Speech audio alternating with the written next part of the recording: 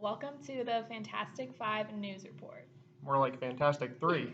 Anyways, today we're going to be talking about sampling and design.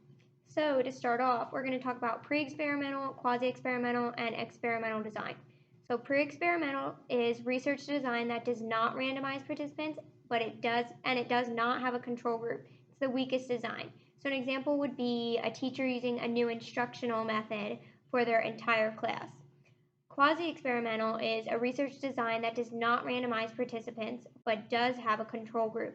This would mean like a new instructional method for half the class, but not the other half.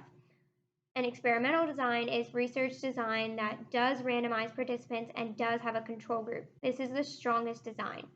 An example would be if you take 3 classrooms and divide the students by counting them off by 1, 2, 1, 2. Next, we're going to talk about cross-sectional studies and longitudinal.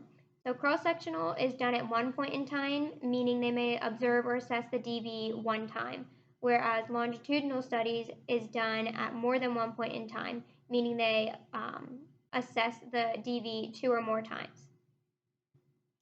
And then non-probability sampling, that is when participants are not randomly selected and they do not have an equal chance of being selected.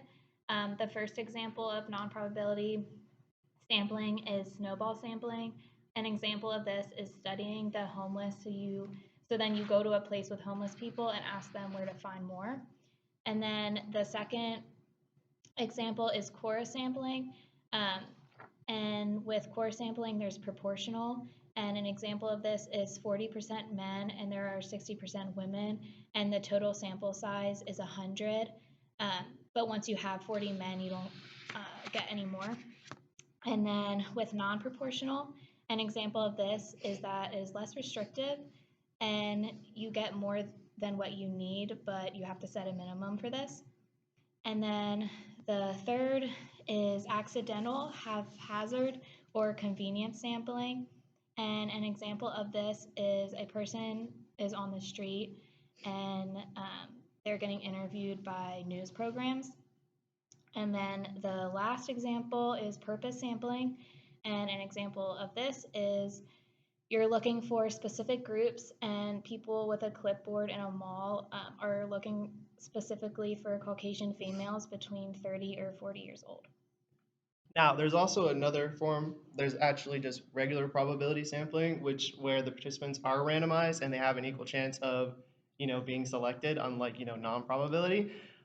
There's 4 types of this as well, just like how there is a non-probability. The first one is simple random sampling. An example of this is if you have 1,000 clients and you only need 100, what you can do is write each client on a piece of paper, rip that strip off, put it in a hat, and then select the first 100. That's, it's simple. The next one is stratified random sampling. And an example of this is, let's say a research team is seeking opinions about religion amongst various age groups. So they split them into groups like, say, like 18 to 25, 26 to 35, 36 to 45, and then 46 to above. That's that example. Next is systematic random sampling. An example of this is Lucas giving a survey to every like 4th customer that comes into the movie theater, right there. And the final one is cluster random sampling. And an example of this is an NGO wants to create a sample of girls across 5 neighboring towns to provide education. And that's a wrap. Thanks.